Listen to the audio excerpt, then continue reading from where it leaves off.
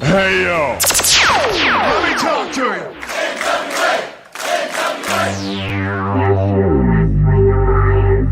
Ladies and gentlemen, welcome to the show. It's time for the Other Alliance Guys podcast with your hosts, Tim, Dave, and Jeremy. Ladies and gentlemen, welcome to episode 3. I like to call this one Revenge of the Scooby. You missed episode 2. Yeah. Of the Other Alliance Guys podcast, I am Tim. My handle is NWA Gold. This is Jeremy. His handle is Wrestling with the MMA. And, of course, Dave Scooby, whose handle is Dave Scooby. We are the Other Alliance Guys. This is a presentation of alliance-wrestling.com. Your number one source for information, news, and other tidbits for the National Wrestling Alliance, as Jay likes to say. Jay's out there. He's driving right now. Glad you're here, Jay. We got a bunch of people in the house. We got Willie's in the house. Willie, you're always here, man. I look forward to your Tyrus, joke of the day as we go along. I see My Globa 5. I'm not sure who that is. I feel like I know you from another name. But anyway, That's welcome. my wife. What's that? It's my wife. Oh, Hi. there you go. So, yeah, this is the Other Alliance Guys podcast. We have a number of things to get to today in the fastest 60 minutes, allegedly, of NWA fan-created content. To date, we're the only 60-minute podcast that takes at least 78 minutes to watch, but we'll see if we can fix that one. We're going to be reviewing very quickly USA and Power. It's been a very interesting week for the National Wrestling Alliance. We're going to have a roundtable discussion. Who should the commentators be? We've had some revolving people in the third seat, so to speak. And maybe that we can hit on a combination that everyone actually loves and appreciates. In our This Is Awesome UF'd Up segment, we're going to be looking at the booking of Jack Stane versus the booking of Gags the Gimp. And we'll talk about that as we go. Jeremy's going to give us some UWN recaps. I watched some UWN this week. Fantastic stuff, man. We got to talk more about this as this show goes on. And Dave Scooby's going to do some fantasy booking for us around idle sports management and church's money. So let's go with the recap first. We're just going to start off with NWA USA. It's season 3, episode 4. We start with a cold open, and it's Dane versus Jack Stane. The Dane event versus Anthony Andrews. Dane says this is going to go 2 minutes. It goes about 5.5 before he pops the trunk on Andrews. Jeremy, what'd you think of this fight? I was surprised. That was the first time I'd seen Jax, kind of back down for a second. Quite some time. It was a good, solid match.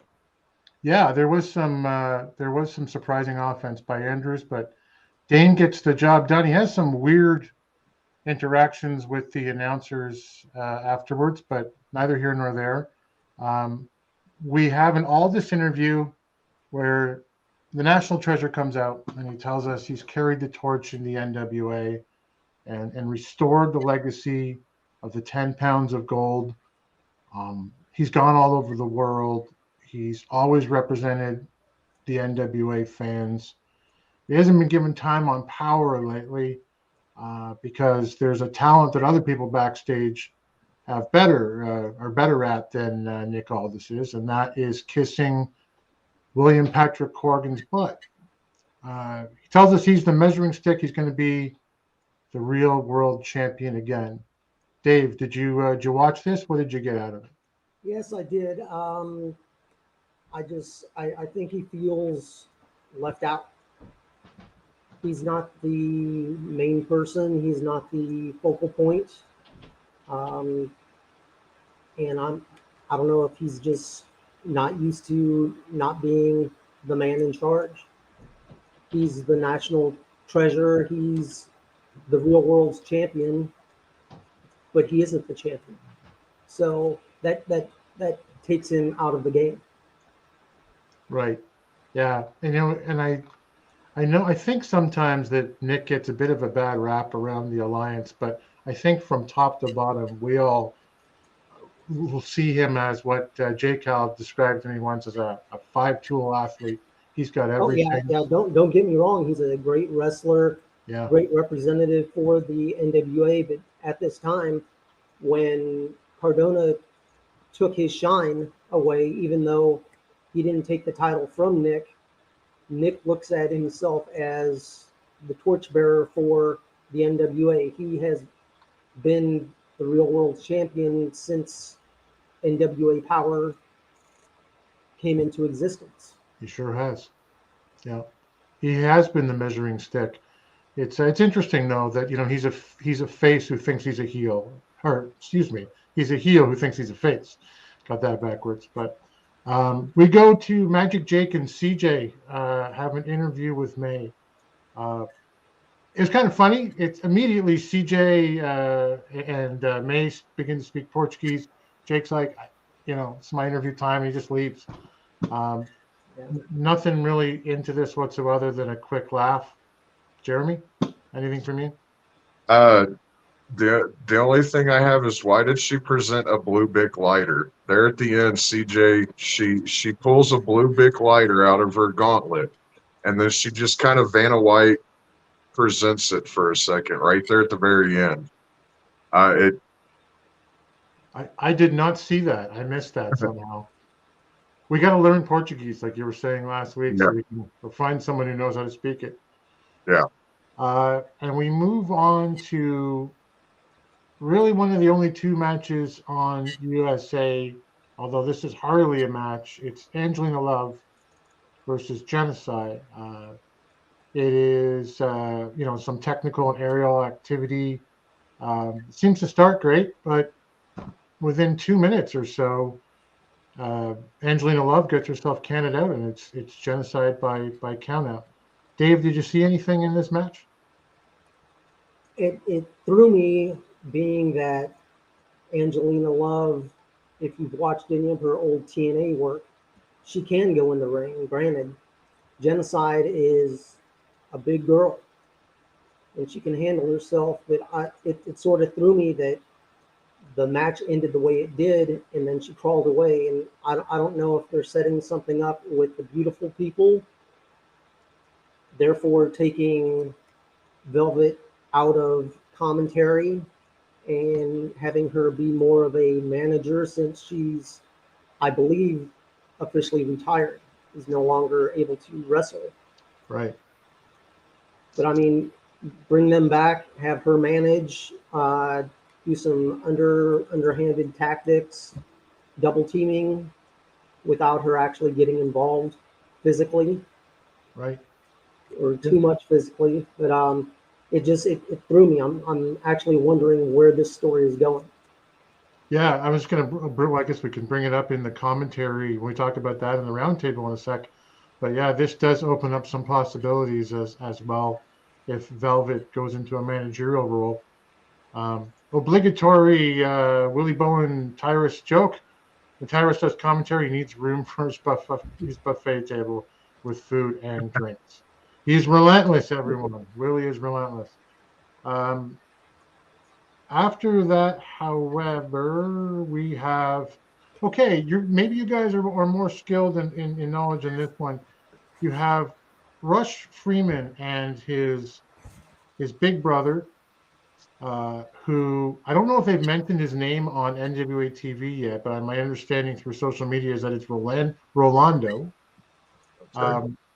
And I guess this follows up their quick attack, their almost comedic attack on Trevor Murdoch a couple of weeks ago, where nobody pushes my little brother around, and he calls out Trevor Murdoch. And Kyle Davis, who for my money still has the best facials in the business, just goes like, have you lost your mind? So does anybody know? Does either one of you know? I'll ask you, Jeremy, first. Do you know anything about Rolando? No, I do not. He's hilarious. He had me and my son laughing, so Yeah. it was a hilarious little bit. Yeah. Dave, what do you think about having this guy who's who I understand has had a run in or two or three in New South, but who I just don't know, and who's going to be half the size, literally, of almost literally of Trevor Murdoch getting involved with the world heavyweight champion. It, it it's throwing me due to the size factor, because Trevor's just going to, I don't know, toss him like a rainbow. Yeah. He's going to go after him. I mean, it's going to be a funny storyline, and I don't know if Rush is going to get involved and they're going to double team, but it's something to keep Trevor busy until they figure out who he's actually going to face at 74. Right. I Yeah. like that. Yeah. And this is Jay. I just like Rush Freeman having a little brother or big brother, depending on how you look at it. I'm wary. All I'll say is I'm wary about bringing comedy around our world heavyweight champion when he's on such a, you know, like he has an interview later on where he, I will kill whoever comes to 74, basically, right? Mm-hmm. So, yeah. Willie says he loves Genocide, Allison K, Kenzie Page, and the Brickhouse Camille, the NWA World's Women's Champion. Yeah, there's some good talent there. They can work on the tag teams. Rick Del Santo's in the house. Rick, I'm going to read a tweet by you in a little bit, but I want to finish this up here. We have Hawk Siri interviewing with May. Luke's mad. He says he's mad at Colby for attacking PJ, and he's going to pay. Dave, you think there's anything in this to talk about? I'm not really sure. Colby has sort of taken a back seat in the last few weeks, going after Homicide and not getting the job done. Me personally, I'd like to see Colby go out on his own and have the Fixers do their own little thing. They can help him if needed, but I think they need to start letting the singles wrestlers just wrestle by themselves. Don't go for the backup. Right. Unless you're an actual tag team, cut back on all the multi-man wrestling matches, unless it's like they're having a four-way to decide who is going to 74. Yeah. Sorry about that. I left my tea upstairs, and my lovely bride has brought it for me. Yeah. Willie says he wishes that Eli Drake was still wrestling for the NWA. I mean, He may too. don't we all? Like Jay Cal was saying on the pre-party, he had this.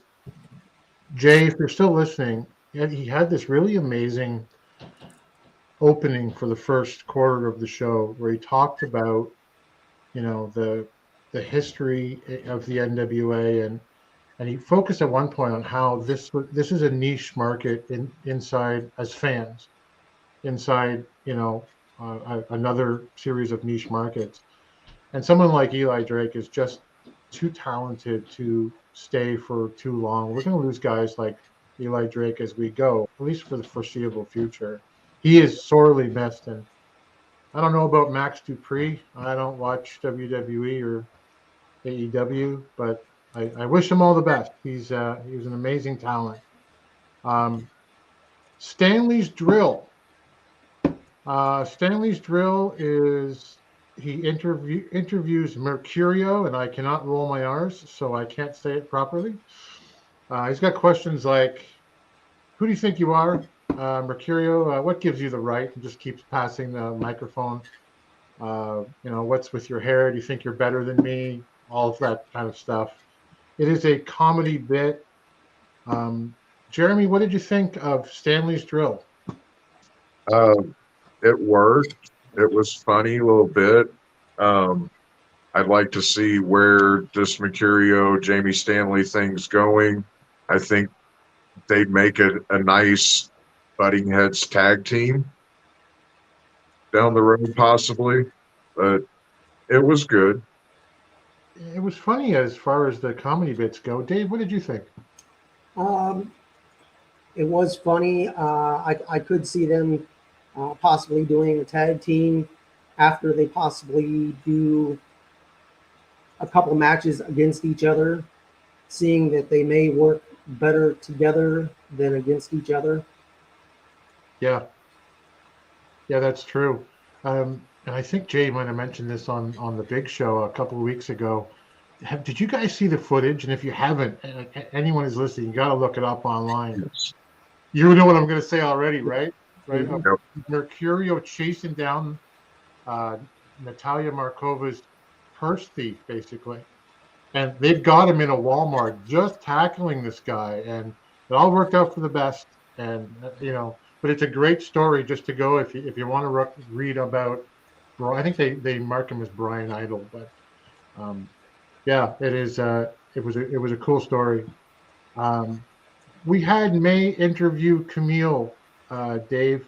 She says that she doesn't need Kylan King's BS as her gatekeeper.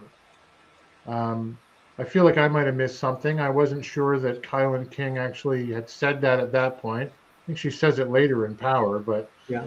what do you think of what's going to go on here between the two?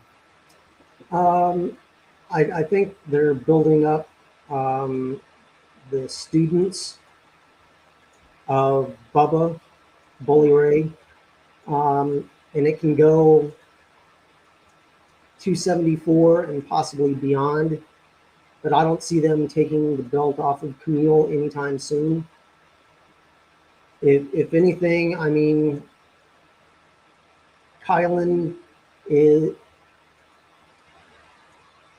I'm not really sure where she's going because both of them are trying to either not be heels or faces. They're both looking like tweeners. Yeah. Sometimes they have a shine as they will do something underhanded, but they respect each other.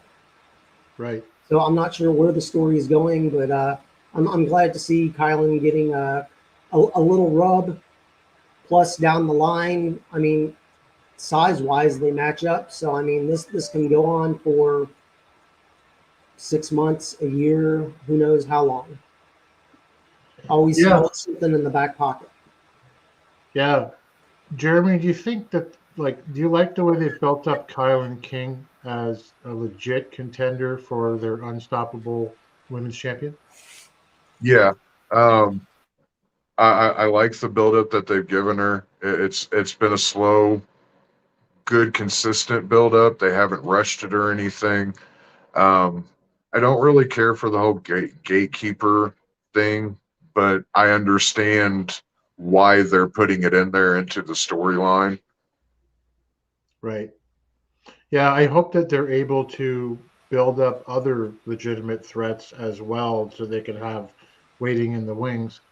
But the main event is for the NWA World Junior Championship. You've got VSK as the challenger versus Homicide for the title.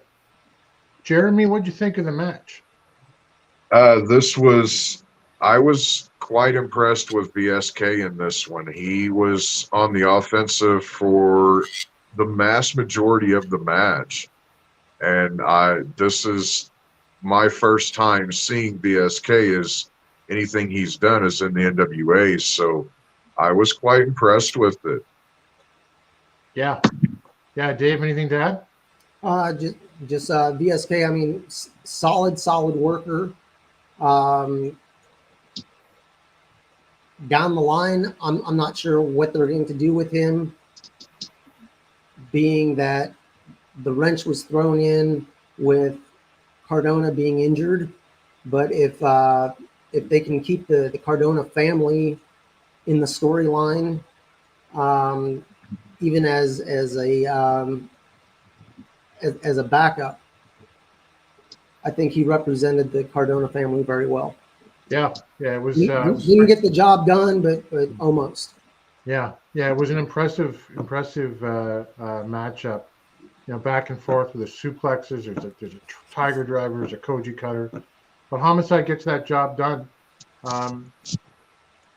Let's switch then now to Power, season 9, episode 5, this past Tuesday. For my money, and I'll flip it right to you guys. The best Power I've seen in some time. Billy comes out. He recaps the race to the chase. It's tonight. We're going to see a number of matches, and they start off right away immediately with Latimer versus Adonis. Where we do learn that Mike Knox is getting a bye to the finals, but Latimer wins this clean with his, whatever he calls his pop-up power bomb. Jeremy, what did you think? This was a good match. I liked the sportsmanship between the two. A little back and forth there. You took that. You fell for that. I can't believe you fell for that moment. It was a good, solid match. I thoroughly enjoyed it, and I'm happy that Latimer won. But with the performance, if Adonis would have took it, I would have been just as happy. It was very good. Yeah, Dave, were you surprised that they kept it clean and kind of ended up, friends? Yes and no. I like that they had a little play along in the match. Okay, hey, that was a good move. Then they try to outmatch each other. Right. I'm glad that Latimer is getting quote unquote a push. Mm-hmm. We'll see where it goes in the 4-man. But Adonis has already been built. He's already had his championships over the last couple seasons, whereas Tom hasn't held gold since they were tag teams and they ended up losing, and that was pre-pandemic. Yeah. So I mean, I think they're doing the right thing, building him up. I'm wondering where it's going, seeing that it's going to be a 4-way, I guess, either next week or the week after. And I'd love to see Tom go into 74 against Trevor, just because, I mean, they're two big boys that aren't afraid to hit. Yeah, and it's going to be after we see at the end of Power who the 4 are. It leaves some interesting options around who's there. So Kyle Davis is with Mike Knox. He got the bye because he says Billy promised him that he could have the bye as part of Cardona abdicating the World's Championship. And apparently also because he's on meds because of his bacchiotomy. Jeremy, you're not a Mike Knox guy. I don't think you were saying last time. What did you think of him on the mic? This was another funny bit, like last week. It got chuckles and giggles out of me. It's showing that Mike Knox does, to me anyways, it's showing that he does have a semblance of a personality outside of a tree. Yeah. Speaking of guys who might need to work a little bit on the mic, you got May talking to Kerry Morton, the young Kerry Morton, the green Kerry Morton. And he's going to win. Dave, that's what he says. Dave, in his match against Homicide. What do you think of Kerry Morton, Dave? What do you think his future is going to? I think just because of who his dad is, name recognition, that they will push him. I'd wait though, make him earn it. I mean, he's a very good wrestler. I mean, genetics just. He's a Morton. He has the moves. but I'm not sure he's ready yet. Make him earn it. Right. I think that's well said. Like, he's built like a Morton, Mm-hmm. and Ricky never had that, super great physique. He could go forever. Mm-hmm. But Kerry's got a similar physique to his dad. Yeah, I guess we'll see where it goes. Myers is in the second match. Brian Myers, he's taking on the Pope. And I was so hyped for this one because I so very badly want to see the Pope in the world title picture. But honestly, much to my surprise, um, Brian Myers gets a shocking win to me with a held rope and a pin over Pope, knocking him out of the race for the chase. What did you think, Jeremy?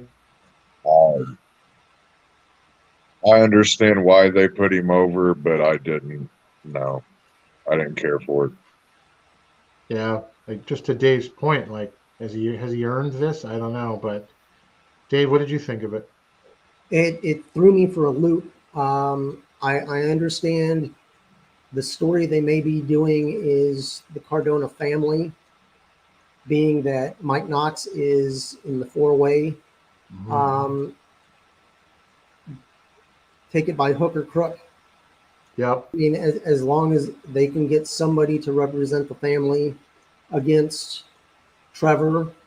I was really surprised that Pope lost, but I'm not sure storyline where they're going with Pope, because I mean he's been on a losing streak, and I don't.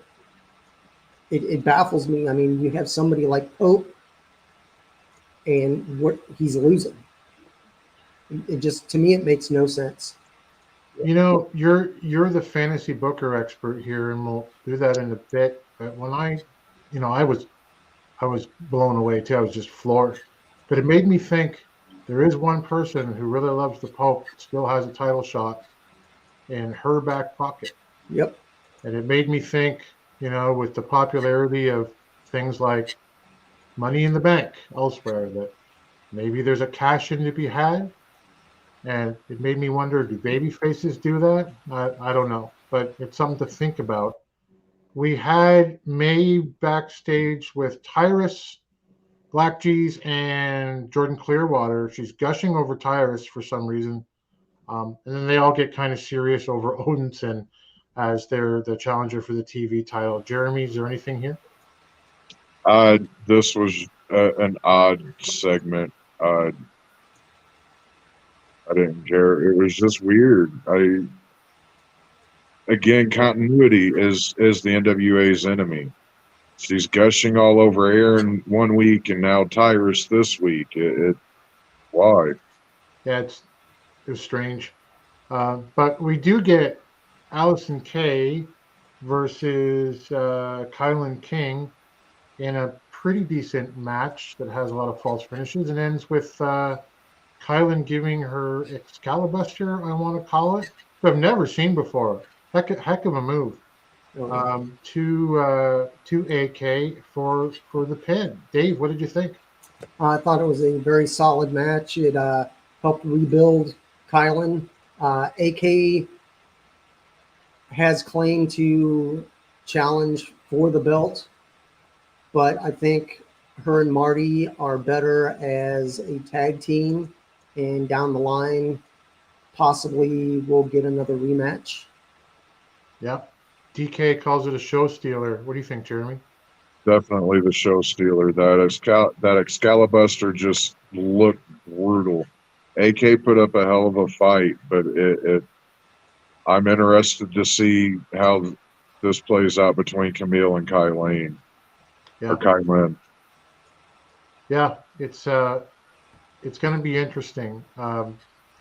May is backstage with Trevor Murdoch, and I found myself wondering, is he just going to say nothing? Is he going to say nothing to May, who hasn't, I'm sure, done him any wrong?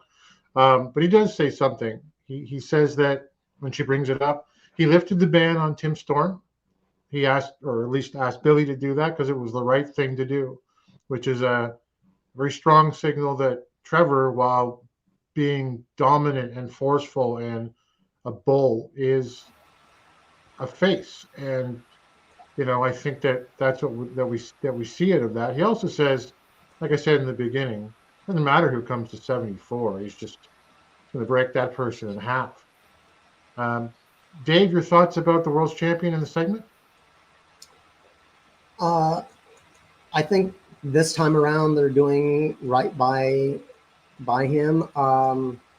Just let him be the badass he is. I mean, he's just a big old country boy that likes to fight. So line him up and he'll knock him down. If he ends up not knocking somebody down, maybe that's his next challenger. Who knows? Yeah, it'll be interesting to see who comes out of the the four-way match to get in there. I guess it's a bit early to tell, but the last person for that match, the last match in, I guess, the race to the chase, comes up next. It's Nick Aldis, the national treasure, the real world's champion, versus Tim Storm.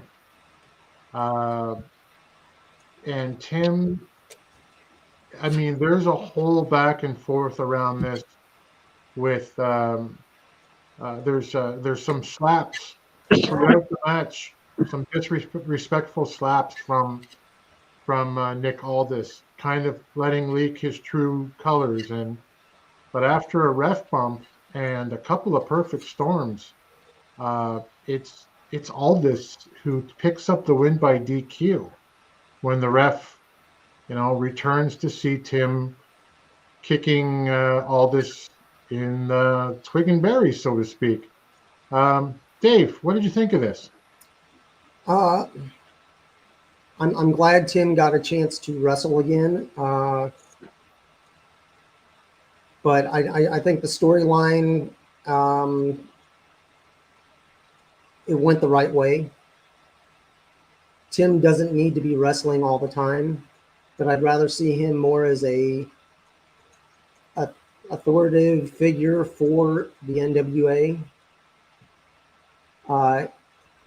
He can still be in the broadcast booth, but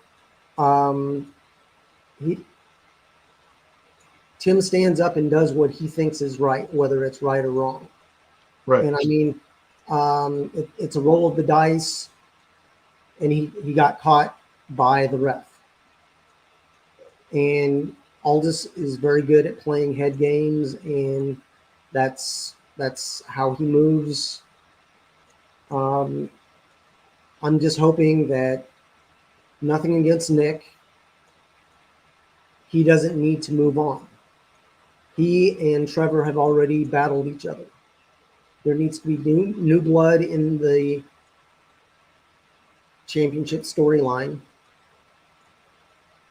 And whoever doesn't go against Trevor, they need to then start pushing them against Jax. Because Jax needs a good contender if he's going to be the national champion. They just they need to start grooming all these other people that they have as possible challengers for any and all belts. I agree, man.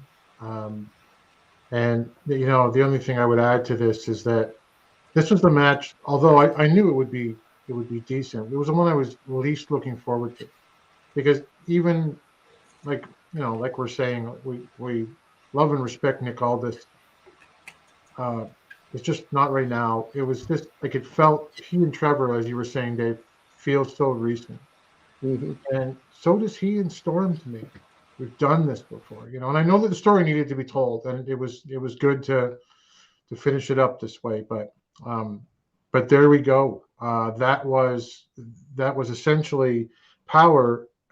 So it's Brian Myers, Nick Aldis, Mike Knox, and Tom Latimer, which sets up some interesting strictly business Cardona family kind of options here.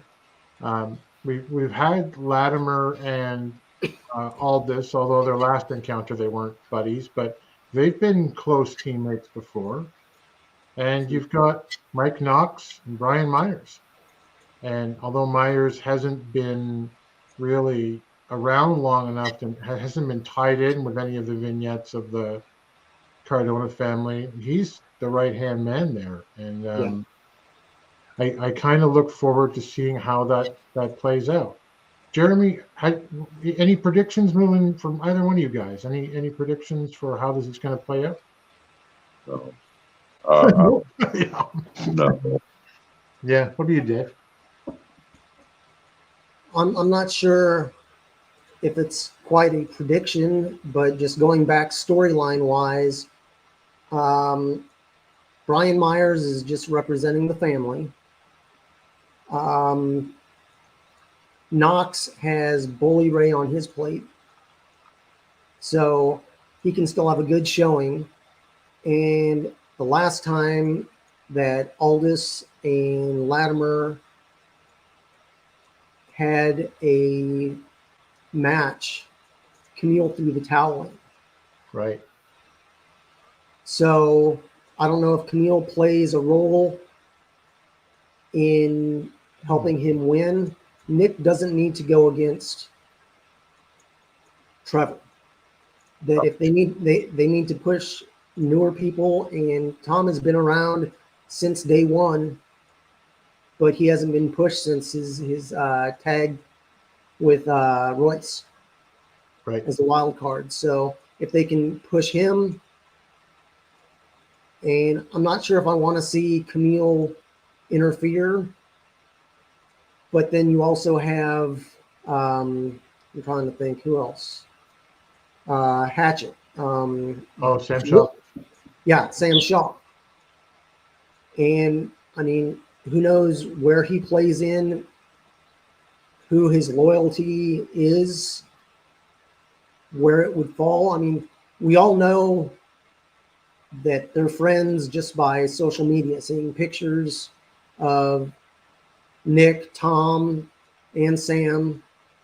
And then storyline wise, Camille falls into that being the insurance policy for Nick when NWA started. So who knows? I mean, the story could go so many ways, but I'd like to see Latimer get a push. Let's go. Yeah. Yeah, me too. I think you've hit it on the head. Let's talk about, since we touched on it though, let's go to the round table. Let's talk about, and with everyone in the chat too, how should the commentary team look now? We've got with Angelina Love crawling out saying to Velvet, you need to help me. A possibility that Velvet leaves the booth. And sure, she's a great person, but very distracting for me in commentary. In a way that is only surpassed by Austin Idol when he's on it. We've got Joe Galley, and we've had Tim Storm as the third person. We've had Tyrus, we've had Medusa. I'm sure I'm missing somebody sitting in for short periods of time. Jeremy, who would you have in the booth for Power, and who would you have in the booth for USA? For Power, I would definitely have Joe Galley in.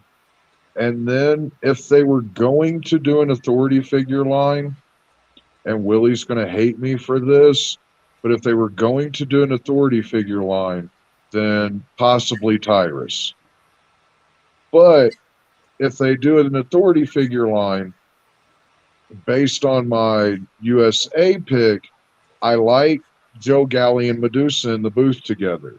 They riff off of each other very well. And I hate three-man booths. I don't care for a three-man booth. If they have to do a three-man booth, do it on Power, where it's a little bit longer, and then throw in Medusa possibly. Give her a little bit more exposure. Yeah, Dave, what's your best combination of commentators for the shows? I do like Tim as a commentator just because he's a former wrestler / I mean, he's still active, but he knows the moves. I may know what a move is, but I don't know how that move will affect a wrestler. He has the experience. Exactly.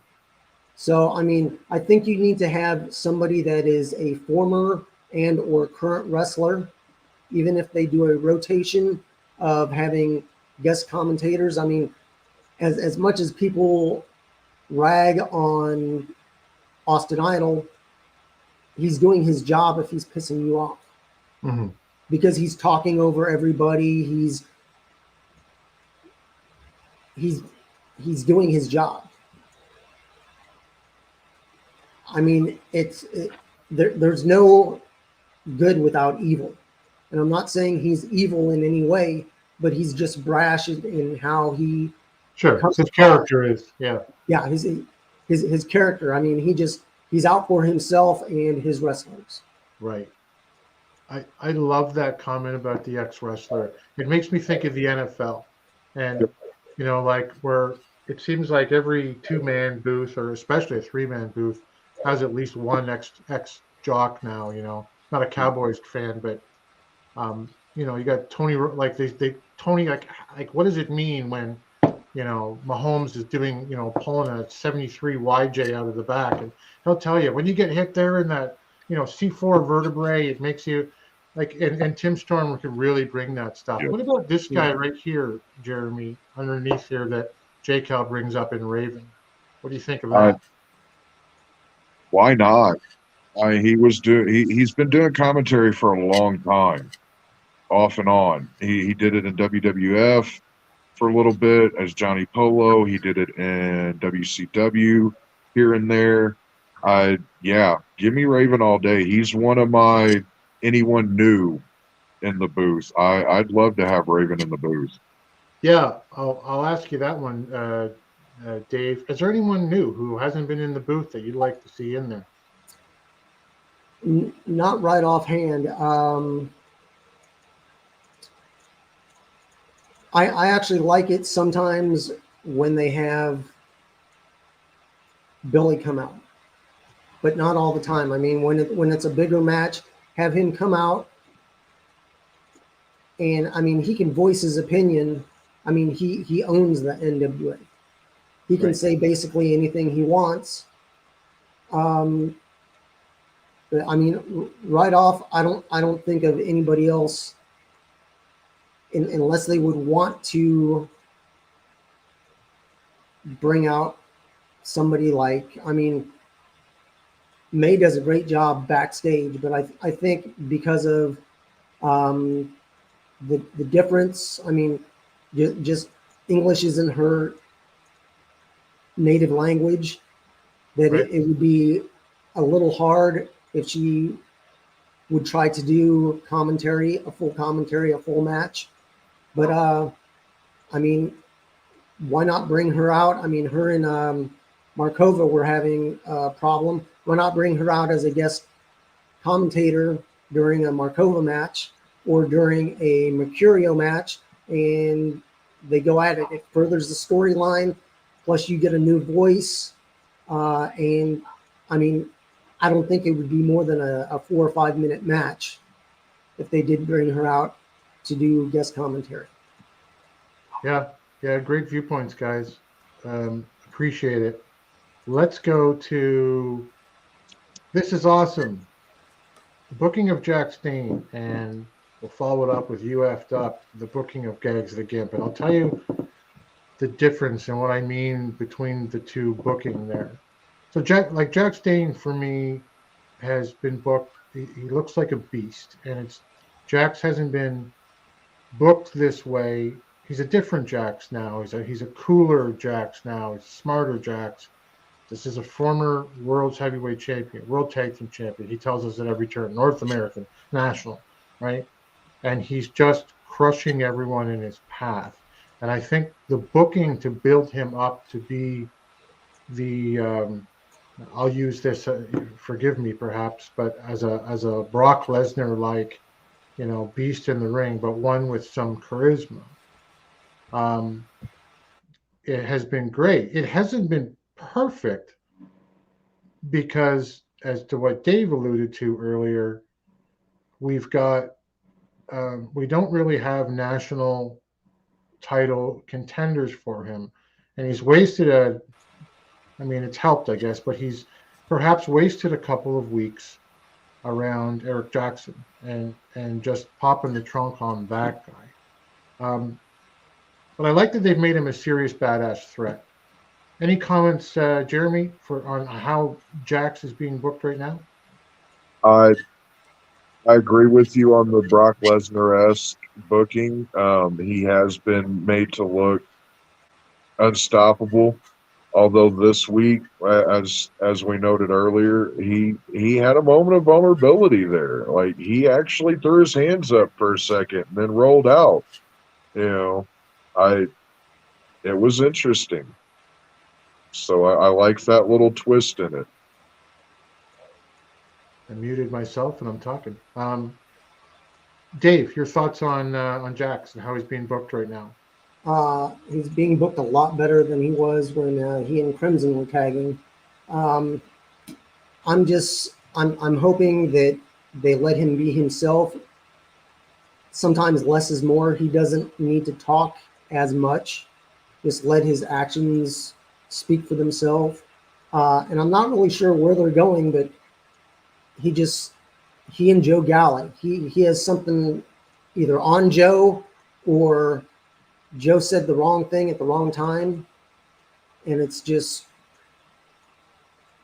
I hope they don't go with, oh, I'm coming after you, Joe, get somebody to defend you. Yeah. Right.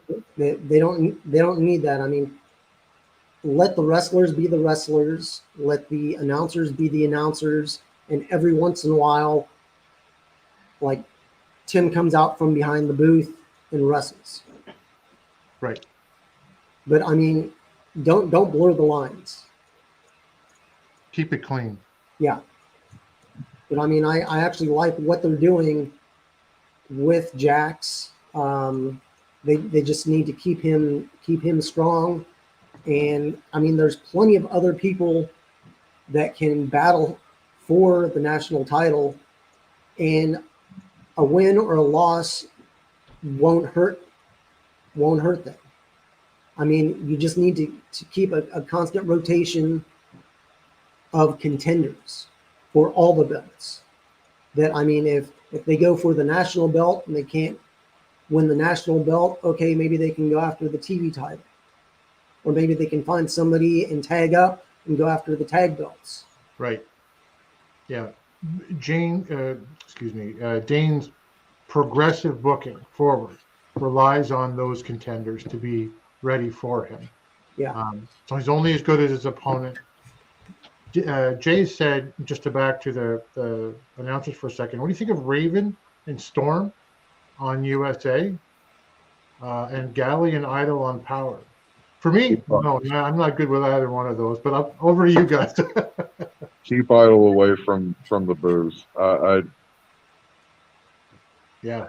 Unless you can rein him in a little bit, rein him in just a little bit. Mm-hmm. You know, he doesn't.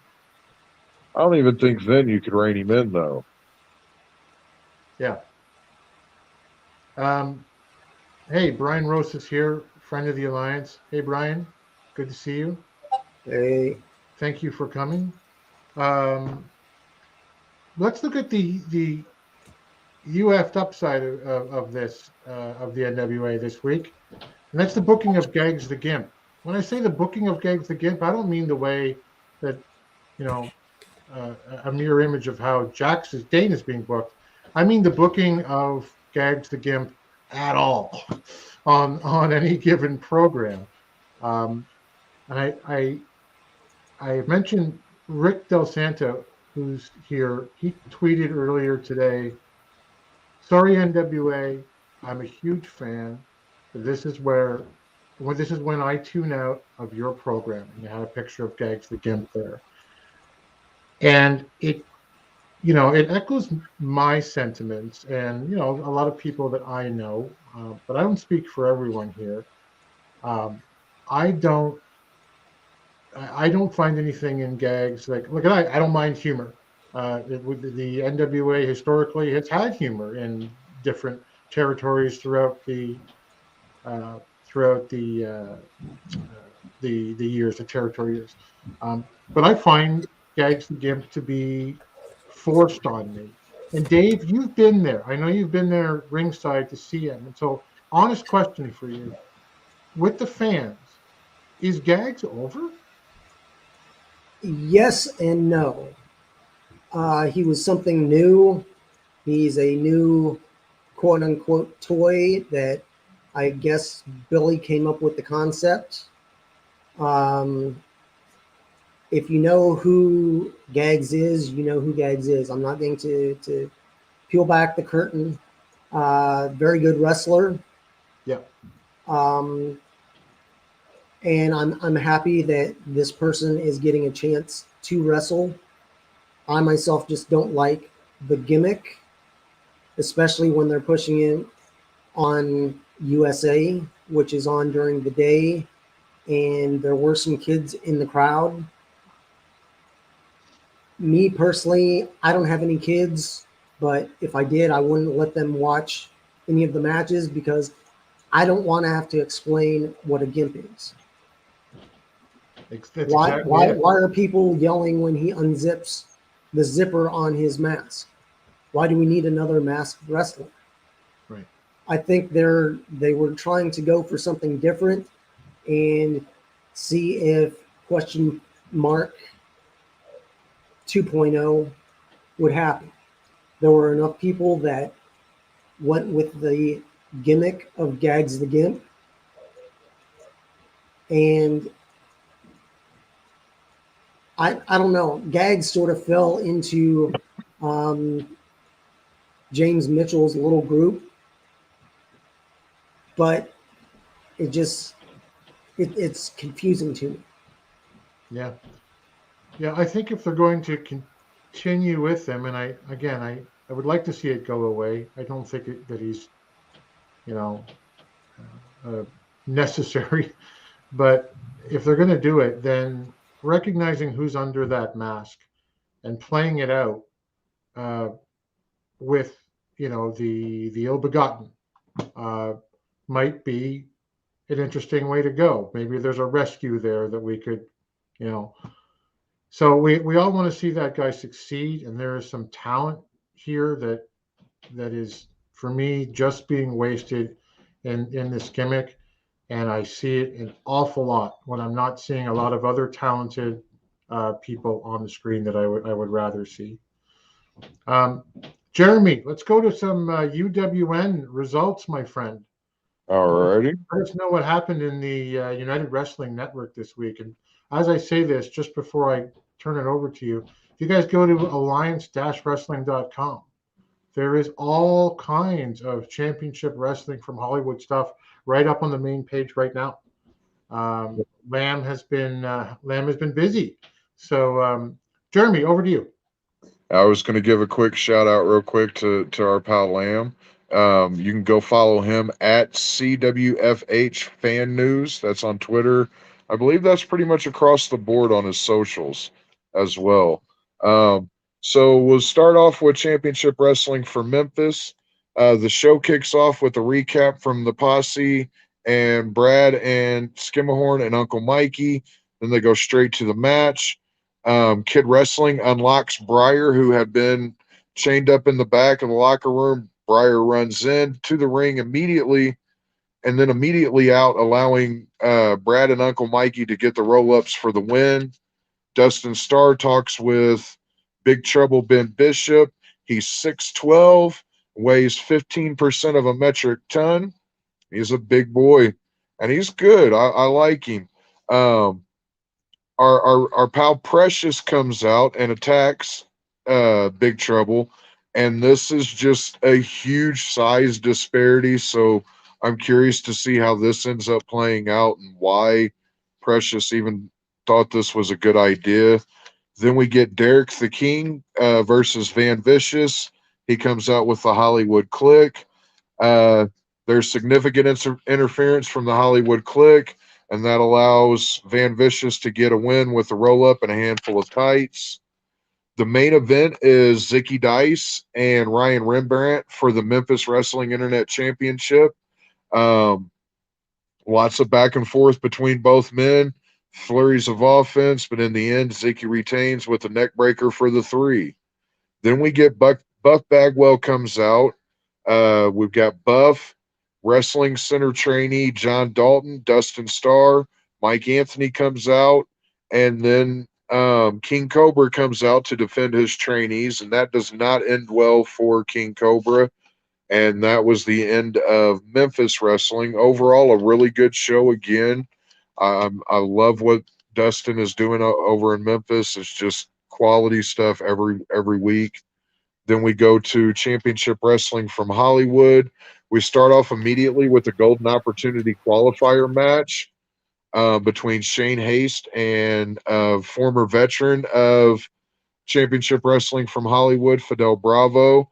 It's a very competitive match, but Haste hits his Bomb Valley Death for the win. It's a variation of Death Valley Driver. Solid match between the two, and I was glad to see Shane Haste pop up in the UWN. Then we get Howdy Price talking in the back about how it's been a rough year and it's not looking like it's going to clear up anytime soon for him.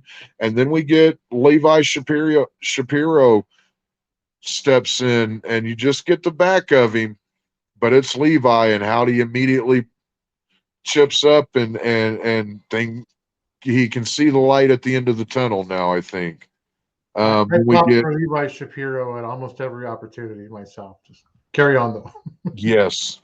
Then we get Ray Rosas versus El Primo Henio Tribeca. And Ray wins after a mauling of a match, essentially. Gets a submission. Peter Avalon comes out, sits a chair there on the stage. Ray Rosas has a lineup of private security and starts begging Peter Avalon to come get him. Peter Avalon steps up and walks away, shakes it off. Then we get the Institution, Hunter Freeman and Brandon Devine with Jack Banning and Honest John versus Mickey Rose and Michael Hopkins. The Institution claimed the victory when Devine hits Hopkins with the ripcord forearm. Again, I like what the Institution's doing. I like the buildup that they got going on there. Then we get Richard Holiday from MLW versus Willie Mack for another Golden Opportunity qualifying match. Willie secures his place in the Golden Opportunity with a stunner, followed up by a 6-star frog splash off the top. It was Willie Mack match. That's all I've got to say. It should be. It's just phenomenal. Then our main event was Guy Tweakazetti versus Papo Esco. He comes out with the Midnight Heat. This ends up going to Papo Esco with the DQ when the Midnight Heat interferes. Danny Limelight and Slice Boogie come out for the save. Then Danny challenges for 3-on-3. The UWN officials approve it immediately, and the match starts off. The Bodega snag the win when Papo Esco catches a flying tweak and slams him in the middle for a clean 3. And that wraps up Championship Wrestling from Hollywood. And again, another phenomenal match. I love what the UWN is doing as a whole. Yeah, and Jay not too long ago had Papo Esco interviewed right here on this YouTube channel. So yes, you can check this one out. All right, thank you. Let's go to Dave, historical fantasy booker. You're looking at idle sports or idiot sports entertainment, as Willie likes to call them, I think, and church's money. Is there trouble in paradise right now, and what would you do with it? Depending on what direction they want to go, seeing that Scion has sided with them and is now with his father, Austin Idol, moved them to the side. I mean, Scion's already gone for the national. So either figure out a tag team partner for Scion or have Scion go for the TV title. Therefore, you're breaking up Idle Sports Management. Tyrus goes to one side, then you just figure out how the family's split. Who goes with G's for church's money? I'd like to see either Jordan go for the national title, have Marche possibly tag up with G's, and they can be a tag team when needed. Right. Tyrus can either go one way or the other, or I don't mind Tyrus being on commentary. His regular job, he gets paid to talk. He's a wrestler. Yep. He knows what's going on in the ring. He can be a good guy. He can be a bad guy. I mean, I actually chuckled when May was interviewing him and he did the like, oh, little schoolboy, he, oh, May talking this way to me.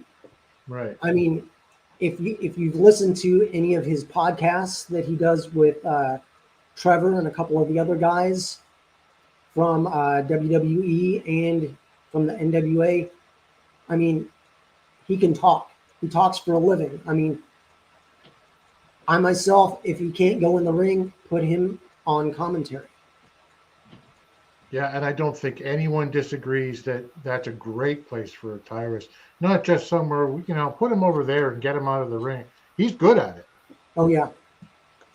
And I mean, Scion can talk, but having Austin Idol as his quote unquote father,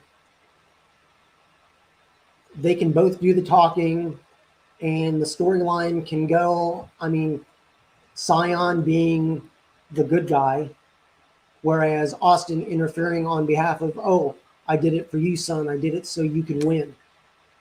And I mean, storyline, who knows where it's going to go. Yeah. But I mean, myself, I would split them up because you don't see them as a full group all the time. So split them up, make two decent groups rather than one big group that it's one person doing the wrestling and then everybody else is just standing around. Yeah, and it feels like half the people who could be going for more than half the people, in fact, for the television title are all lumped together right now. Oh yeah. And I mean, Clearwater, I mean, if you've watched any of his old wrestling from Hollywood, I mean, he can go. Yeah. I mean, he's the UWN World Heavyweight Champion. Yep. Yep. He's gotten a lot better even. They just need to figure out storyline wise where they want Jordan to go. Do they keep him with the group? Do they push him away? I would love to see a storyline of maybe the next tapings. He goes for the national.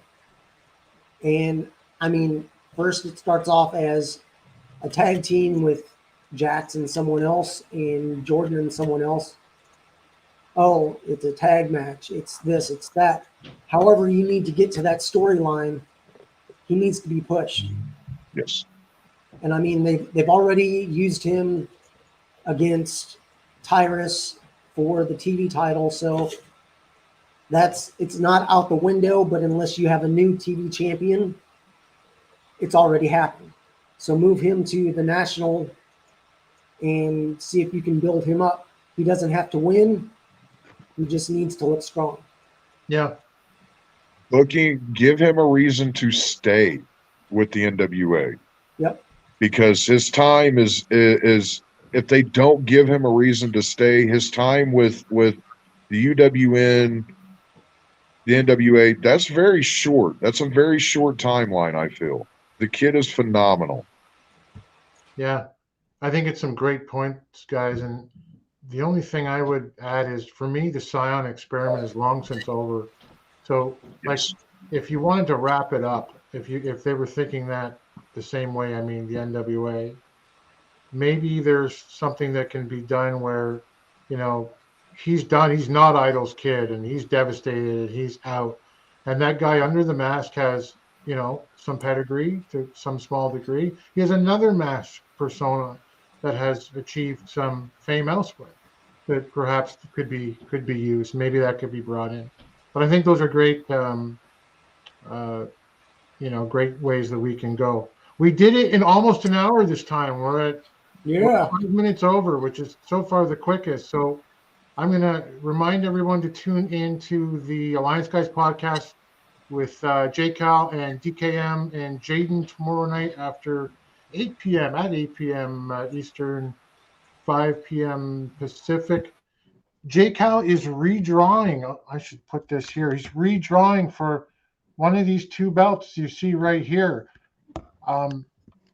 After some agonizing attempts, as I understand it, to try to reach the person who won, it just hasn't been successful over the last month and a half. And we want to give one of these bootleg replicas away. So I think I'm on the show tomorrow night as well, but it's going to give that away. So that's something to tune in for. And also they'll be doing the in-depth results of NWA Power and USA. Pitch the social medias for everybody, guys. Put them here. You can catch me at HJWOTS on Twitter, and that's the only place I hang out. Dave? Over on Twitter at Dave Scooby, and also over on, I believe, Instagram at Dave Scooby. I am on Twitter at NWA Gold _ for some weird reason. But that's it for us. Thank you, everybody, for tuning in. Yes, thank you. We really appreciate you guys all being here. We are the Alliance. It's AllianceWrestling.com. Like it or not, learn to love it because it's the best thing going today. Thanks for joining the stream. This has been a presentation of Alliance-Wrestling.com. We genuinely appreciate your support. Would you consider subscribing so you'll never miss a future episode? I'd also like to remind you we do a live stream every Tuesday at 5 p.m. before NWA Power. You can find us on social media at The Alliance Blog. And until next time, we are The Alliance.